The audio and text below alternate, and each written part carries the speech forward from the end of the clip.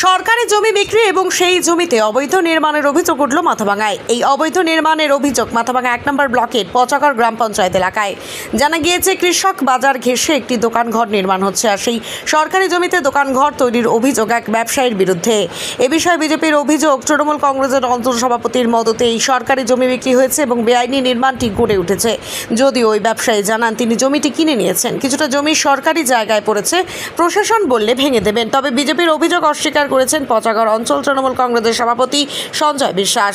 স্থানীয় প্রশাসনের পক্ষ থেকে বিষয়টি খোঁজ নিয়ে ব্যবস্থা গ্রহণের আশ্বাস দেওয়া হয়েছে, আর এই নিয়ে শুরু হয়েছে তৃণমূল বিজেপি তরজা।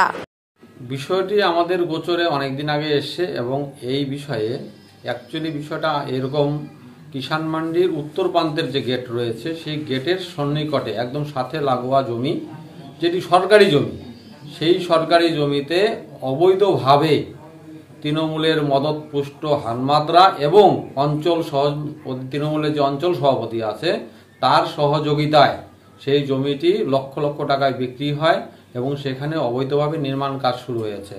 আমরা এই বিষয়ে প্রশাসনের কাছে বারবারই জানিয়েছিলাম, প্রশাসন কোনোরকম ব্যবস্থা নেয়নি। অঞ্চলের যে প্রধান রয়েছে সেই প্রধান ওই রাস্তা দিয়েই প্রতি সময় নিয়ত যাতায়াত করেন এবং সেই জমিটি 12 রাজ্য সড়কের পাশে অবস্থিত।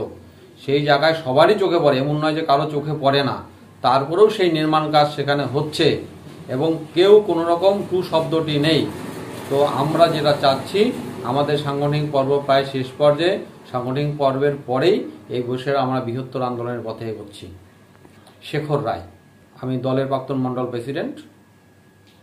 কি বলবো, ওই জায়গাটা মোটামুটি যাদের জায়গা ছিল ওরা 40 বছর ধরে যাবত এখানে ছিল, ওইখানে বসবাস করতেছে। ওদের কাছ থেকে আমি জমিটা কিনে নিয়েছি, কিনে নিয়ে আমি ব্যবসার জন্য এনে আমি ঘর করতেছি।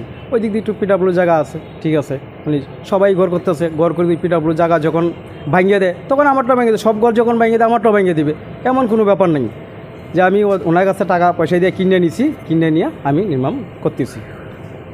বেআইনি নির্মাণ যদি এটা বেআইনি নির্মাণ হতো, আমি তো ওদের কাছ থেকে লিখিত নিয়ে টাকা পয়সা সবাই ওদের শাখায় ওদের আত্মীয় স্বজন যারা আছে আমার কাছে ভিডিও আছে, সব প্রমাণপত্র আমার কাছে আছে, আমি নিয়েই তারপরে নিচ্ছি। আমি কোনো এমনি কোনো জবরদস্তি করে বলে বেআইনি করে আমি কোনো কিছু করিনি। আপনার কি নাম?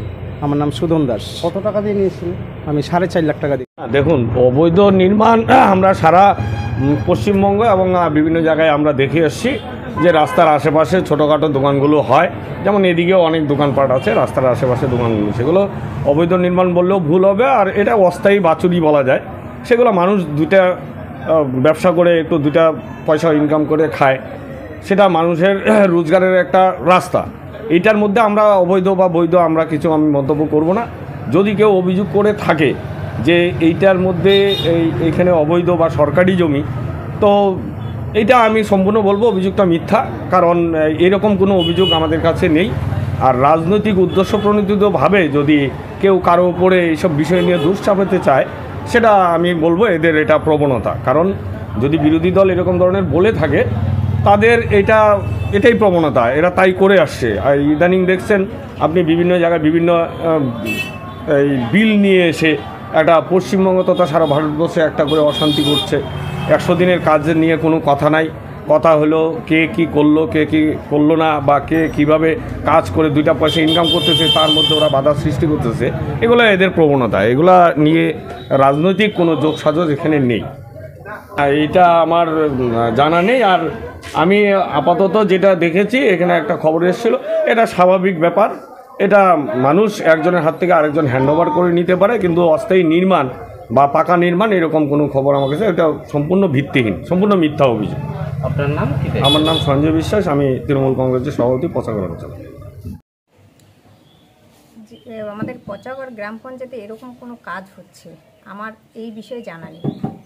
তো সরকারি জমি বিক্রি এবং নির্মাণের কাজ হবে এই বিষয়েও আমার কিছু জানা নেই। তো আপনাদের মাধ্যম দিয়ে যেহেতু শুনতে পেলাম, তো আমাদের যে ঊর্ধ্ব কর্তৃপক্ষ আছেন তাদেরকে বিষয়টা আমি জানাবো, ওনারা যাতে বিষয়টাকে দেখেন।